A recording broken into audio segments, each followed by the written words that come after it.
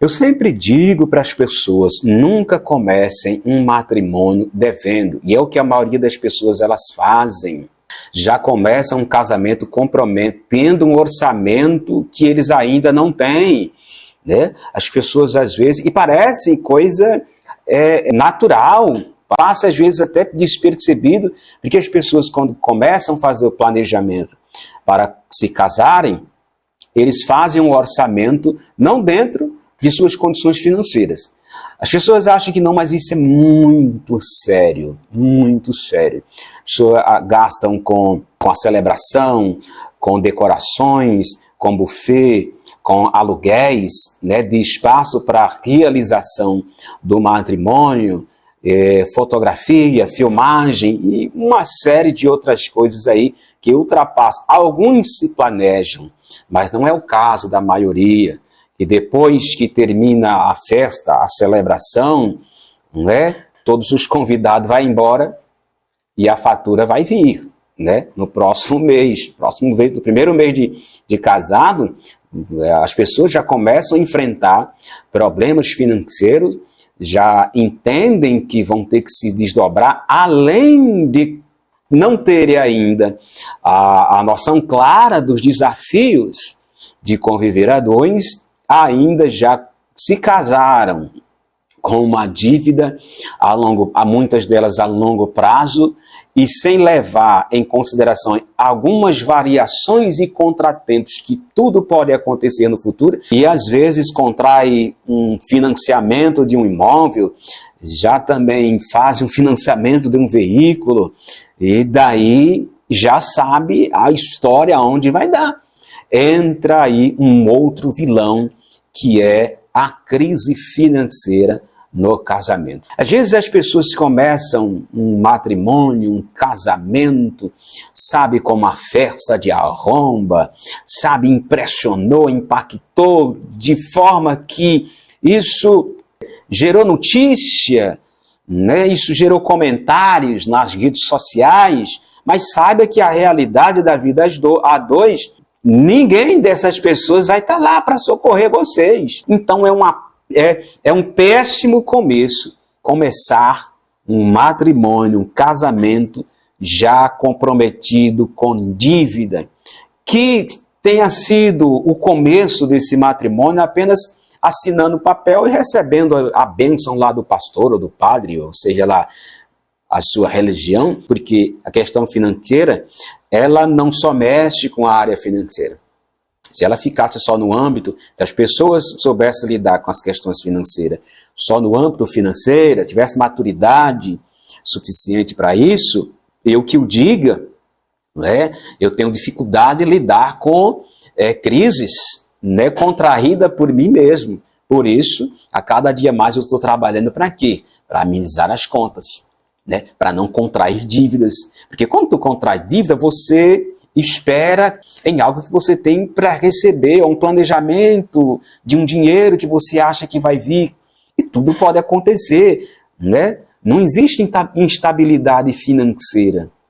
Né? Não existe um emprego certo. Então, às vezes, a gente conta com isso, e aí a gente não sabe lidar, não tem maturidade, não tem estrutura emocional, ou acha que tinha e depois descobre que não tem. Para lidar com isso, porque a maioria dos casamentos, dos casais, são de primeira viagem. Estão apenas vivendo o sonho de um plano, de um propósito que planejou. Não é? Mas não tinha experiência de fato nessa viagem. Não tinha experiência. E aí as coisas, a realidade, elas começam a dar errado. Então é preciso, para os que são casados, que estão enfrentando esse tipo de coisa, fazer o que agora? A única coisa que tem que fazer agora é buscar orientação. Não adianta desespero, não adianta buscar outras alternativas, e muitas delas às vezes terminar numa ruptura do relacionamento. Já está feito. O que soluciona aí é a consciência, é o bom senso entre as partes de entender que é uma só carne. Se a vida está cobrando agora, os dois têm que responder. Porque, conforme nós lemos, nós tratamos no outro vídeo, o assunto do outro vídeo, e deixará o homem, seu pai e sua mãe, e unirá a sua mulher, e ambos serão uma só carne. Então, quando em circunstância, quando Deus ele vem nos cobrar por conta que nós ferimos os princípios, fazendo planejamento, confiando em nós e naquilo que nós pensamos e planejamos, e as coisas começaram a dar errado agora, então agora não adianta, né? Cada um fazer por si para tentar resolver, e às vezes terminar até no desgaste, e às vezes no término desse relacionamento. Então não adianta. O que adianta é o bom senso e as partes e o casal buscar orientação na área em que está sofrendo. No caso aqui nós estamos falando de finanças, que não é o caso de muitos não querem fazer isso, não querem se esforçar, mas muito pelo contrário, a cobrança um do outro, é por causa de você. Você gasta muito, é porque você gasta. Foi isso, mas dava certo. Eu falei, pô, você dava certo, mas apareceu isso, apareceu aquilo. Então vai virando uma bola de neve, essa confusão em torno das questões financeiras. Por isso que há muita separação por causa disso, por causa das cobranças mútuas. Ao invés de haver cobranças mútuas por causa da crise financeira, o certo é se fazer um bom senso entre as partes e buscar aconselhamento e orientação, buscar canais que falam sobre finanças.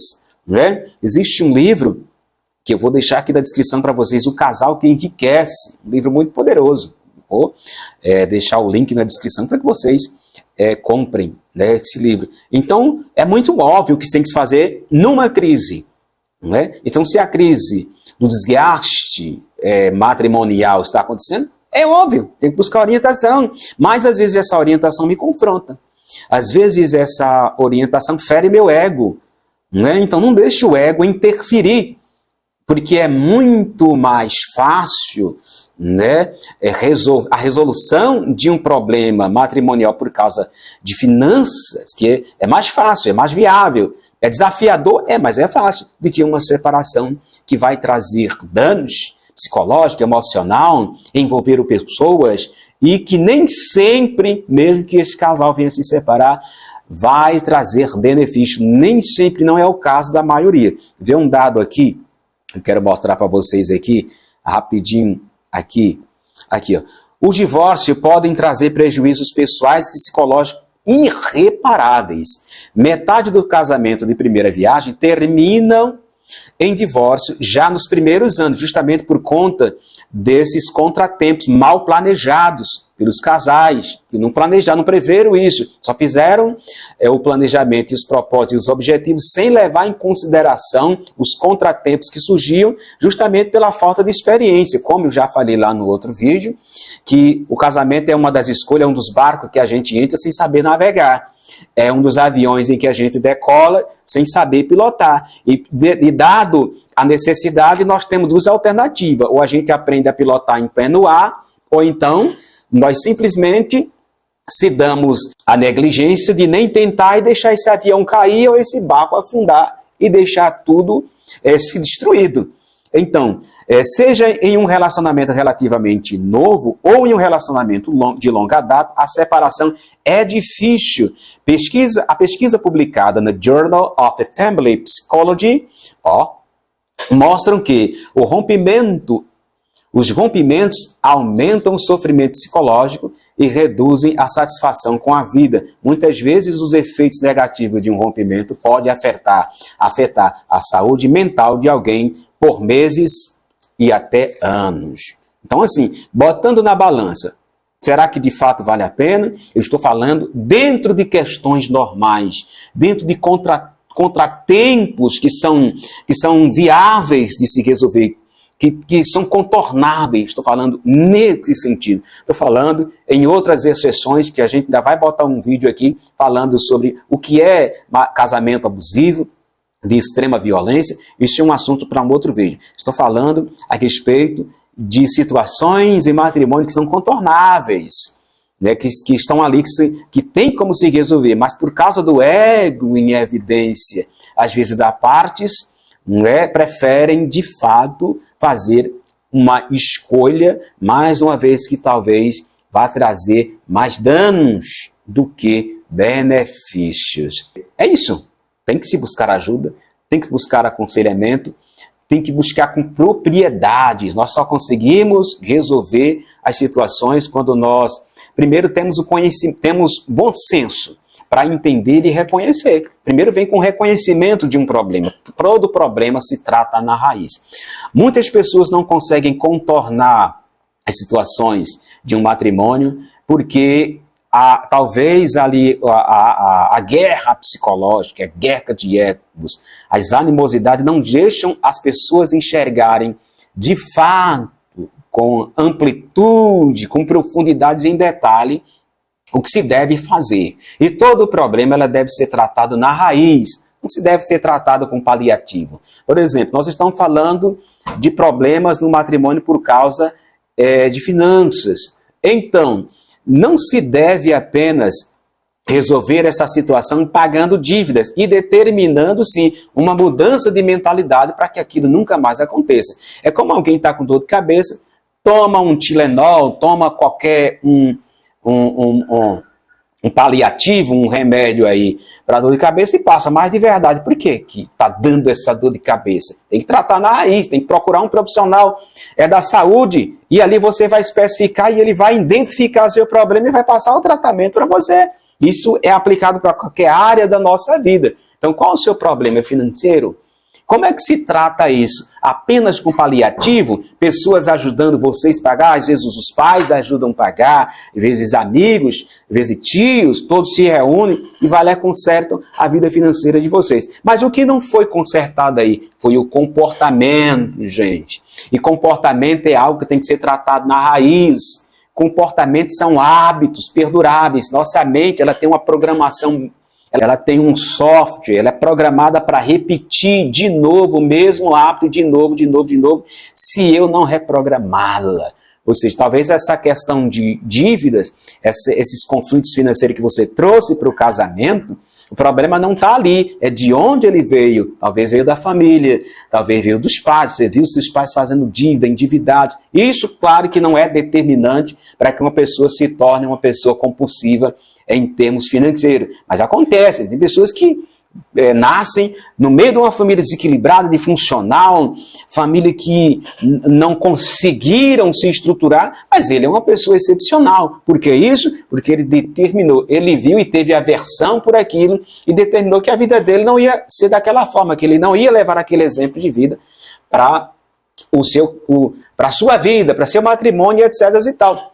Mas tem pessoas que não são assim, que involuntariamente nós somos o resultado da educação que nós tivemos. E quer você ou não, nós trazemos em nosso código genético comportamentos, hábito, né? Toda a forte influência da personalidade dos nossos pais e avós e por aí se vai. Se você não sabe disso, saiba, para tratar esses problemas, tanto de finanças ou qualquer outra área da sua vida familiar, você precisa levar em consideração que não é as evidências dos problemas que está acontecendo ali, não é a evidência, não é como começou, é de onde veio. De onde está vindo esses problemas? De onde está vindo esses comportamentos? Esses comportamentos, eles são, isso é uma questão de mentalidade, porque vocês podem até resolver esse problema, né? Pagarem as contas, mas não resolveram o principal problema, que é tratar lá na raiz. Isso vem lá de trás, isso é um comportamento. Então é assim que se resolve o problema. Ok? Que Deus abençoe e até o próximo vídeo. Deixe seu like e compartilhe com mais pessoas para que sejam abençoadas. No próximo vídeo nós estaremos falando aí sobre a terceira causa, terceiro fato que mais causa divórcio no nosso país, no Brasil. E você não pode fazer parte dessa triste estatística. Amém? Deus abençoe e até o próximo vídeo, querendo Deus.